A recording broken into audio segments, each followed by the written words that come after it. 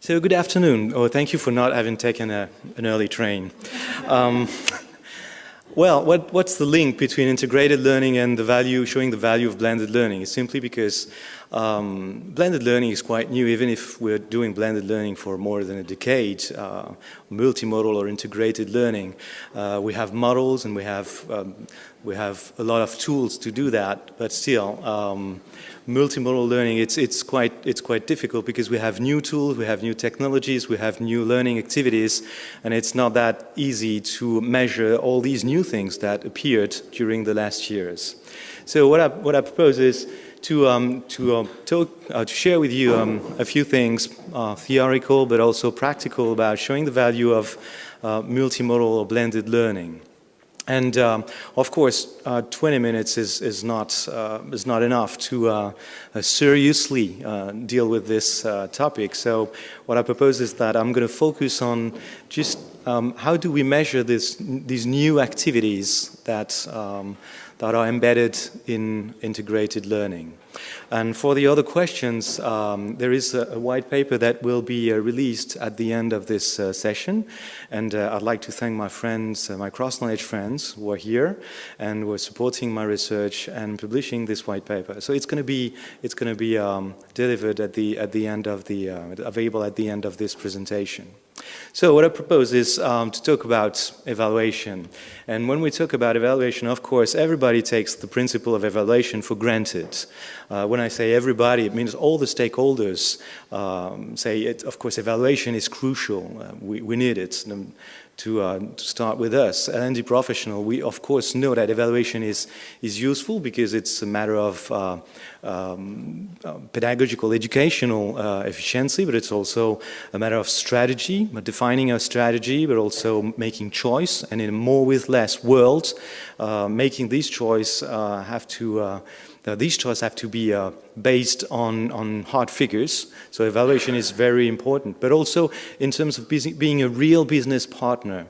So the positioning is also a matter of evaluation. So this is for the first stakeholders, I mean L&D professionals, but also we have the trainers. And for the trainers, it's also very, very important because it's a really open market. Training is an open market. Everybody can pretend being a trainer. So it's a good mark. Evaluation is a great protocol to really, for good professional, it's really a barrier to a very open, so heterogeneous market. So for trainers, it's important. For the executives also, and you all know there was a survey that has been conducted by the RI Institute in 2009 that demonstrated that 96% of the Fortune 500 CEOs wanted a demonstration of the business impact of the training, but only 8% of the L&D professionals were able to deliver these kind of metrics. So this is really they are really passionate, let's say, because they are expecting this evaluation, but not only the happy sheets, but really the hard figures. We can talk about the managers as stakeholders also. It's very important for them to have information just to close the loop of the performance management, so to help them make the link between what they do in a workplace learning. So I'd like to refer to the 70-20-10, of course, what they do in workplace and what happens in a classroom. And of course, for the learners, it's so important to know where you start from, what's your starting point, and where you're heading to, and to measure your progress also, because it means that you can see your success and you can see the return on investment. Because when we're talking about return on investment of learning, we're always talking about money and the fact that we have budget to spend, but the time spent and the efforts that are invested by the learners are also important, and they need to be they need to see and to evaluate the ROI of their efforts in terms of learning. So it's taken for granted, evaluation, but as soon as we talk about evaluation, and as we say, okay, we're going to do something, we're going to make something, a lot of question appears. Shall we measure everything? How can we concretely do that? And you can see many questions here: ROE or ROI, or how can I measure the informal learning, because it's informal? How can I measure that? How can I measure the talks around the coffee machine? So these are real questions, and not mentioning all the fears that we can have in terms, or the concerns that we can have in terms of budget. How much does it cost? Having strong evaluation protocols, but also the complexity, the workload, or even the competencies needed to do that. So many questions about that. And indeed, what I think is there are three major challenges that we have to deal with. But first, I'd like to have a short, refreshing definition of the different models that we have that are available for us. I've seen so many models when I started this research, and I can't name them all here because we don't have time for that. But I thought there was Kirkpatrick, Phillips, the CRO, CIPP, Brinkerhoff, who was giving a lecture in the room next door, but also Kearns, but there's so many things that have been published. So I decided to stick to only the two more. The two models that are most familiar to the L&D professionals. The first is, of course, Kirkpatrick with the 4 levels that you see behind me, with the reaction. What do they think about the learning? And usually, when we say what do they think, is the learners. And it's interesting to broaden the range of the perception to all the stakeholders, but I'll come to that later. So it's a reaction. Is it fun? Is it useful? Is it engaging? Is it the real training that I needed? The second level, of course, is knowledge, acquisition and retention of knowledge. Third level being the behavioral change that we can observe in the workplace. And of course, the fourth level being the business impacts. So correlating the training with what has changed in terms of business performance. And Phillips added the fifth level, the ROI. So was it worth it? So was the investment worth was it the investment worth? Because if it costs you more to develop the people than it pays back, it's nonsense to do the training. So this is very interesting because we all know that, and all the L&D practitioners know that, the professionals know that, and they use it. Well, when I say they use it, we are all believers, but what I observed is that there are many empty churches, because who measures what? When we are looking at all the surveys that are released every year, what we see is that almost everybody's measuring the first level reaction with the happy sheets. And when I said everybody, it used to be 100%, which means that everybody was measuring the happiness of learners.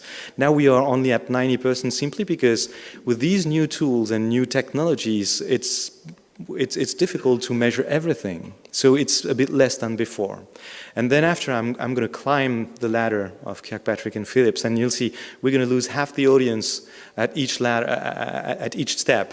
So it's only 50% of people who are measuring the knowledge acquisition, and only 20% measuring the change of behaviors in the workplace.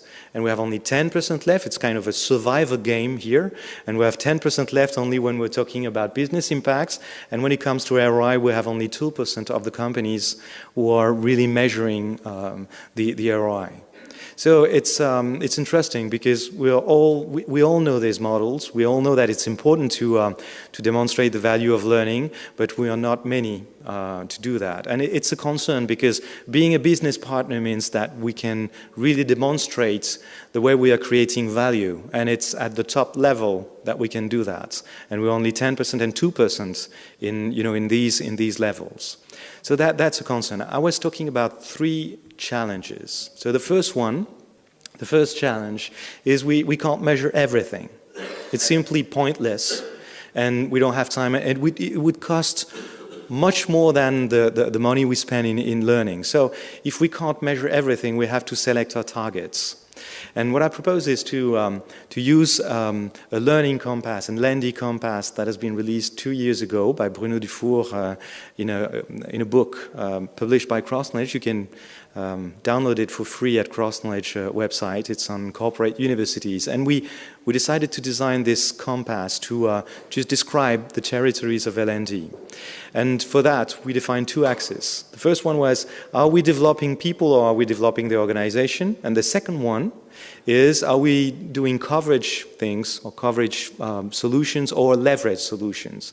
Coverage means that it's linked to the competency framework, means that you are mapping all the competencies, all the practice, and you try to find all the learning solutions that you can put in front of that, just to cover the frameworks, the company frameworks.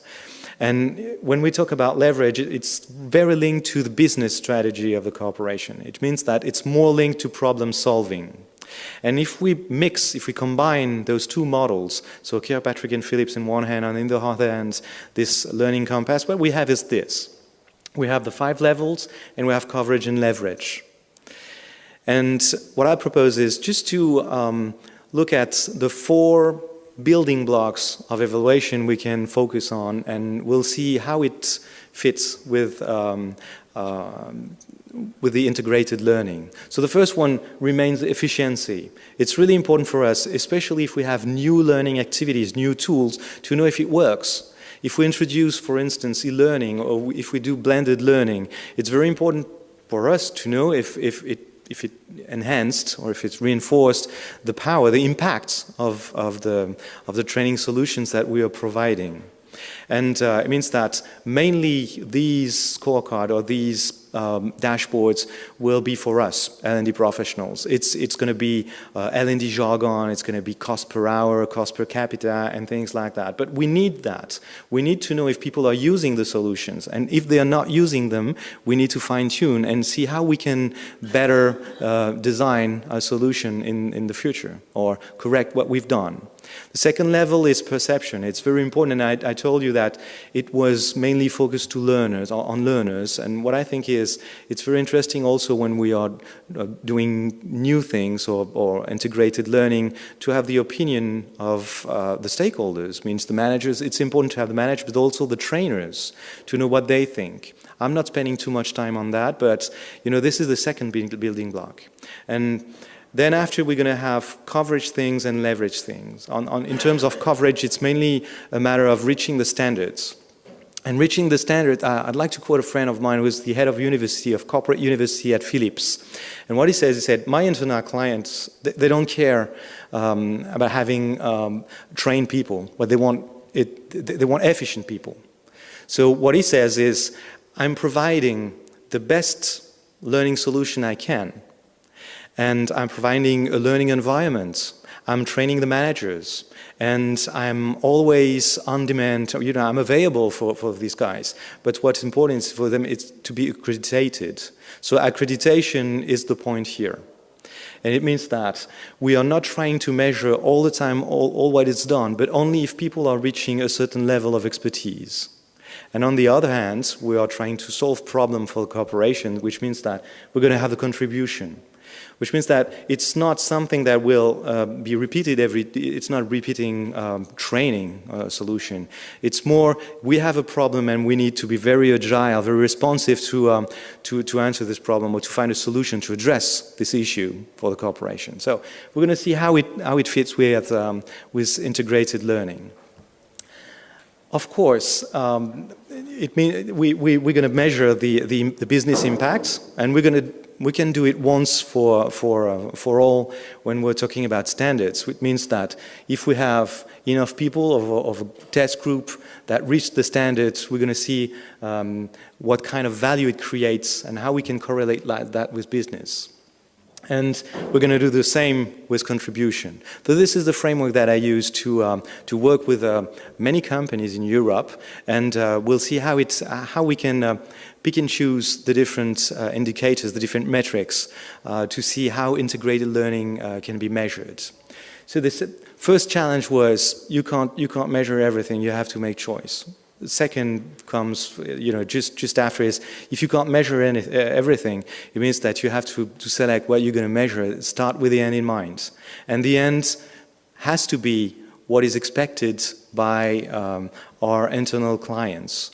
So it means that if you want to create value, if you want to be real business partners, it means that we have to talk about business with our counterparts. It means that we have to understand how business is done on a day-to-day basis. And we have to really be, when we're talking about immersive environment, learning environment, it means that we have to also go and to the field and see how it happens, how they work on a day-to-day basis. So start with the end in mind is very important. And now let's see how we can link that. Oh, this was not supposed to appear, so it will now disappear. Yes, the third challenge. So you start with the end in mind. Okay, you know where you want to go, okay? So let's say that we're going to do an assessment at the beginning to know where they are, the guys, the audience, the target audience, the people that we want to develop. And then after, what we're going to do is we're going to try to plan everything. And let's start with a curriculum, which is just an example for you to see how we can measure this integrated learning. We'll start with the classroom training. Why? Not because it has to be central, but because it used to be central. For 99% of the curriculum we're working on, there is an existing one that existed before. And when we're trying to address an issue or to develop competence, there is an existing classroom training. So it means that we will not celebrate classroom training, but we will start with the paradigm of it. So this is classroom training. Let's put a few things before. As you can see, we're gonna put a kickoff meeting, and it's very important to have this kickoff meeting synchronously, because it means that it really starts. And then we're gonna have learn and practice. That can be anything like e-learning, it can be also readings, it can be workshops, it can be whatever you want, but it means it's going to be, it's going to combine learning and put into practice, so it's very 70-20-10, and it's going to be mentored by the trainer who's in charge of the workshop. After the workshop, so what we're going to have is, if we really want something to happen in the workplace, means that we're going to have set assignments to the learners, and it's going to be coached also by the trainer. And it's going to be, and let's say that we're going to close the loop and close the curriculum. It's going to end with a synchronous event, a closing event. And if we do that, we miss one person, very important person. And you know, the manager's importance in the curriculum, in the training process. So we're going to involve the manager, and there's going to be a briefing, a development plan, then an action plan, then a debriefing.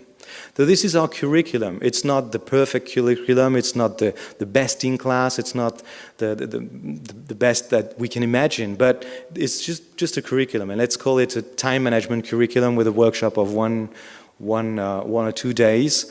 And I say time management, and if you can tell me how much time I still have. Okay, that's great. No, I say time management so I don't burst the timing.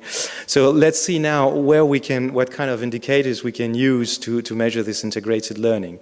So what we used to is attendee, you know, we used to measure the attendance, but also the happy sheet. So this is what we have. This is what we start with. Let's see how we can, you know, have building blocks, and then we're going to pick and choose for all the curriculum that we can design.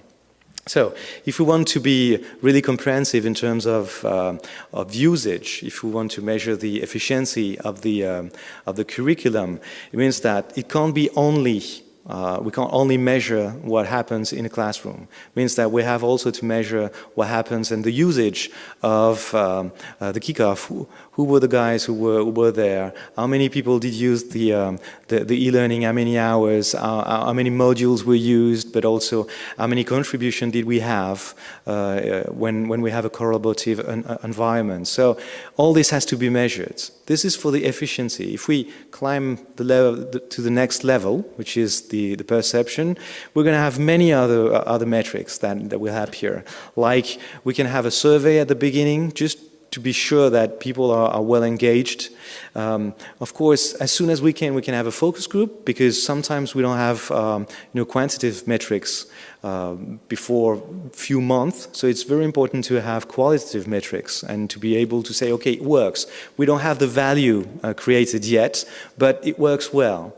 And then after you can see evaluation, but also feedback, and then we have a perception, a big perception. And the survey, of course, must be addressed to everybody, all the stakeholders.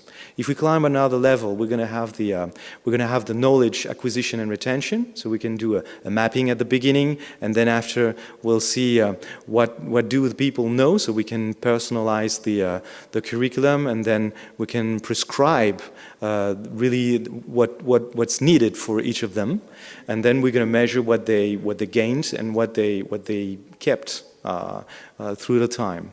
And if we complete that with, if we combine that with what they do and what we can observe on the workplace, then we can have the accreditation, so the standard level. And if we climb to the next and the last level, means that for the contribution we're going to link that with the business metrics. And sometimes, and I say sometimes because there is always long talks about shall we measure the ROI for every curriculum? The answer is no, certainly not. And even Philips, who created this model of the ROI, says that only 10% of the curricula should be measured in terms of ROI. Only those who have a vast population or strategic or very visible. So what I think is sometimes we're going to measure the ROI. So this is what I wanted to share with you because, of course, we are running short of time now, so I will not push you. But you can see that there are a lot of things that we can measure, and there are a lot of things, a lot of answers that are in the white paper that you're going to have at the end of this session. But this is very important for us to just not focus on what we used to do, centered. Or focusing on the workshop, because mainly what we have to keep in mind is that when a learner signs a happy sheet or feels a happy sheet, at the end of it, at the end of this happy sheet, what is in his mind, the training is finished. So it's very important for us to measure all the way through, or to measure just at the end. If you just put one measure, if you ask the learner to evaluate something just at the end of the workshop, what happened before and what will happen after does not exist in his mind. It's kind of a reflex for them. So, and when we see that, it can be quite impressive. So have a great stack, but just bit by bit. So just eat the elephant bit by bit. Just pick and choose one. If tomorrow you take one more metric or two more metrics and you put them in place, because they are important for the stakeholders you're working with, so it's going to be great. So it's the end of it. And I'm sure if you have questions, I'll be more than happy to answer them at the end of the session.